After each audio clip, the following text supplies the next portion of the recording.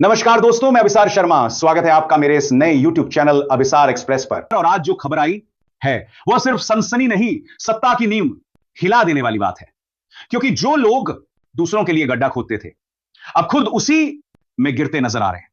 और अगर आपने ये खबर नहीं सुनी तो जान लीजिए कि मुंबई हाईकोर्ट में ऐसी याचिका पहुंच चुकी है जिससे प्रधानमंत्री नरेंद्र मोदी की सांसदी तक रद्द हो सकती है और पद से भी हटाया जा सकता है।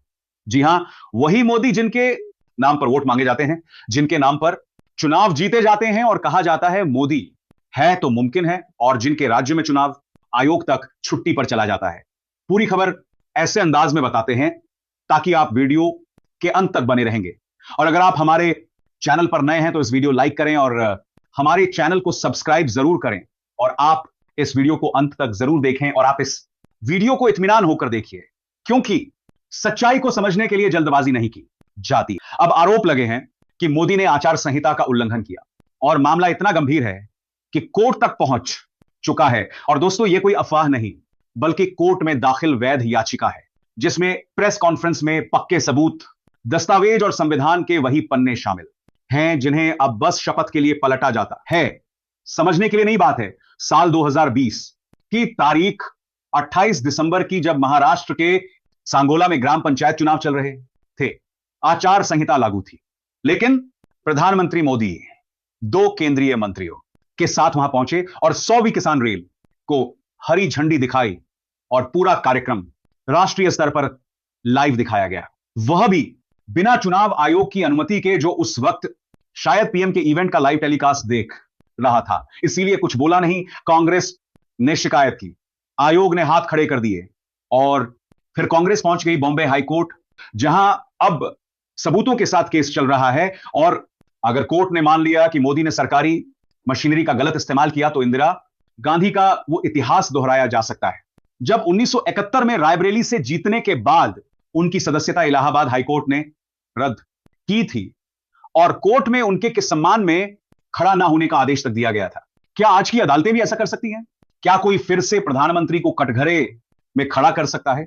इंदिरा गांधी 5 घंटे कोर्ट में खड़ी रहीं और बाला साहब ठाकरे को सिर्फ एक सांप्रदायिक भाषण पर 6 साल तक चुनाव लड़ने से रोका गया था। लेकिन आज के दौर में तो मंत्री खुलेआम भड़काऊ बयान देते हैं। पीएम खुद मंच से कहते हैं कि लोग आपका मंगल सूत्र तक छीन लेंगे और चुनाव आयोग खामोश रहता है। तो सवाल यह है कि जब इंदिरा गांधी और बाला साहब नहीं बचे तो मोदी क्यों बचे? कांग्रेस नेता पृथ्वीराज चौहान और प्रफुल्ल कदम ने प्रेस कॉन्फ्रेंस में यही सवाल उठाया है। उन्होंने कहा कि सबूत अब अदालत में रखे जा चुके हैं और अगर नियम बराबरी से लागू हुए तो मोदी की सांसदी पर तलवार लटक रही है। संघ को भी यह बात समझ में आ रही है, क्योंकि तीसरा कार्यकाल, बढ़ती उम्र और घटती चमक ने अब उन्हें विकल्प सोचने पर मजबूर कर दिया है। बॉम्बे हाईकोर्ट में कांग्रेस ने साफ तौर पर आरोप लगाया है कि मोदी ने सांगोला दौरे में सरकारी तंत्र का दुरुपयोग करते हुए प्रचार किया। कार्यक्रम का खर्च सरकारी पैसे से हुआ और उस दिन जब ग्राम पंचायत के लिए मतदान हो रहा था, पीएम का चेहरा टीवी पर चमक रहा था। अब आप खुद सोचिए, क्या यही लोकतंत्र है? क्या यही निष्पक्ष चुनाव है? और सबसे अहम बात, जब राहुल गांधी ने संसद में एक उद्योगपति का नाम लिया तो उनकी सदस्यता तुरंत छीन ली गई। लेकिन जब पीएम पर गंभीर आरोप लगते हैं तो सब चुप हो जाते हैं। सुप्रीम कोर्ट से लेकर चुनाव आयोग तक सबके कान बंद हो जाते हैं। कांग्रेस ने बताया कि पीएमओ ने इस इवेंट की वीडियो क्लिप्स को सरकारी उपलब्धि बताकर प्रचारित किया और पीआईबी ने इसे ट्वीट किया। अब यह प्रचार है या निजी ब्रांडिंग? और फिर चुनाव आयोग की चुप्पी। पहले कहा देखते हैं, फिर कहा सुनते हैं और अंत में बोले मामला खारिज कर दिया।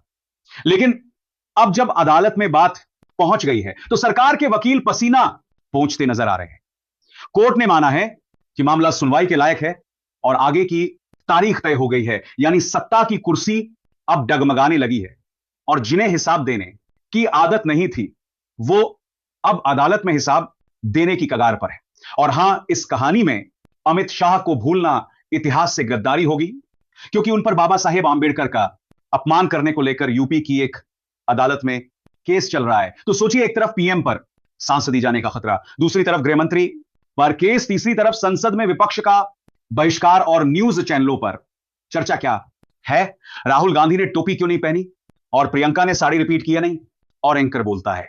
चलिए अब देखते हैं मोदी जी की नई वंदे भारत।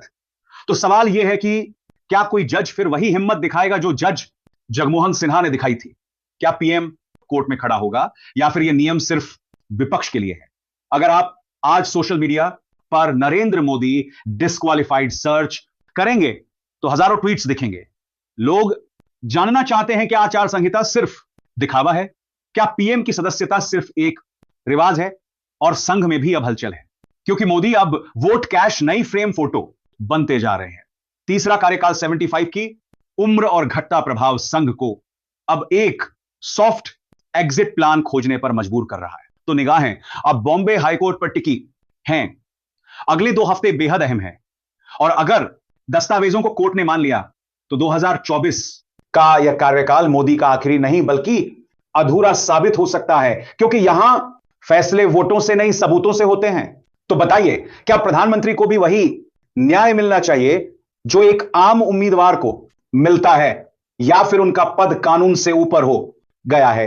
अपनी राय नीचे कमेंट में जरूर लिखें। और अब असली मोड़ यहां से शुरू होता है, क्योंकि यह मामला सिर्फ मोदी या उनकी सांसदी तक सीमित नहीं रह गया है। यह सवाल है उस पूरे सिस्टम पर जो अब तक सिर्फ विपक्षी नेताओं को निशाना बनाता रहा और सत्ता पक्ष को छूट देता रहा।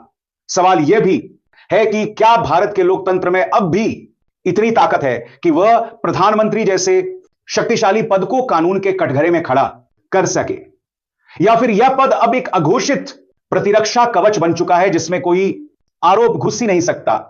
सोचिए, जब सुप्रीम कोर्ट में केवल 2 लाइन बोलने पर राहुल गांधी की सांसदी चली जाती है और एक व्यक्ति जिसे देश का प्रधानमंत्री कहा जाता है उसके खिलाफ जब कोर्ट में पक्के दस्तावेज, सबूत, गवाह और वीडियो मौजूद हो, तब भी सिस्टम की आत्मा मौन क्यों है? क्या इसलिए कि मोदी अब किसी पार्टी का नहीं बल्कि एक ब्रांड बन चुके हैं और यह ब्रांड इतना मजबूत कर दिया गया है कि उस पर सवाल पूछना राष्ट्र विरोधी घोषित कर दिया जाता है। लेकिन अब जब अदालत का दरवाजा खुल चुका है तो यह सिर्फ एक कानूनी लड़ाई नहीं बल्कि लोकतंत्र की आत्मा को फिर से जीवित करने की कोशिश है।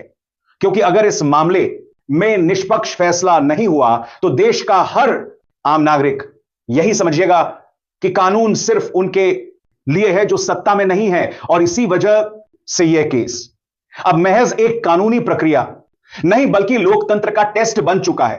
कांग्रेस ने अब पूरी ताकत से बॉम्बे हाईकोर्ट में दस्तावेज रख दिए हैं और कोर्ट ने सुनवाई शुरू भी कर दी है, जिससे सरकार की बेचैनी अब कैमरे की फ्लैश में साफ नजर आने लगी है।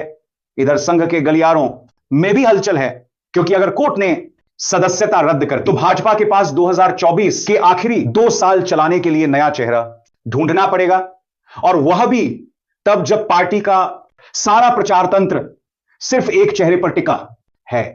इसीलिए यह कहना गलत नहीं होगा कि बॉम्बे हाईकोर्ट में चल रही यह सुनवाई सिर्फ एक सांसदीय पर नहीं बल्कि पूरे चुनावी सिस्टम, संविधान की आत्मा और लोकतंत्र की साख पर फैसला सुनाने जा रही है। और अगर फैसला निष्पक्ष आया तो यह भारतीय लोकतंत्र के इतिहास में वह दिन होगा जब अदालत ने बताया कि प्रधानमंत्री भी संविधान के नीचे हैं, ऊपर नहीं।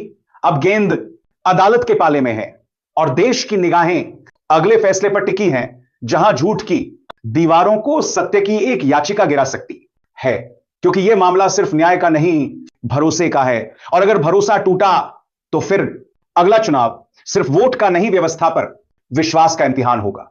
दोस्तों, जब देश की सबसे बड़ी अदालत इतिहास लिख रही थी उस वक्त गोदी मीडिया क्या कर रहा था? वह बाबा के नए प्रोडक्ट का रिव्यू कर रहा था या किसी मंत्रियों के कपड़ों की डिजाइन पर डिबेट चला रहा था?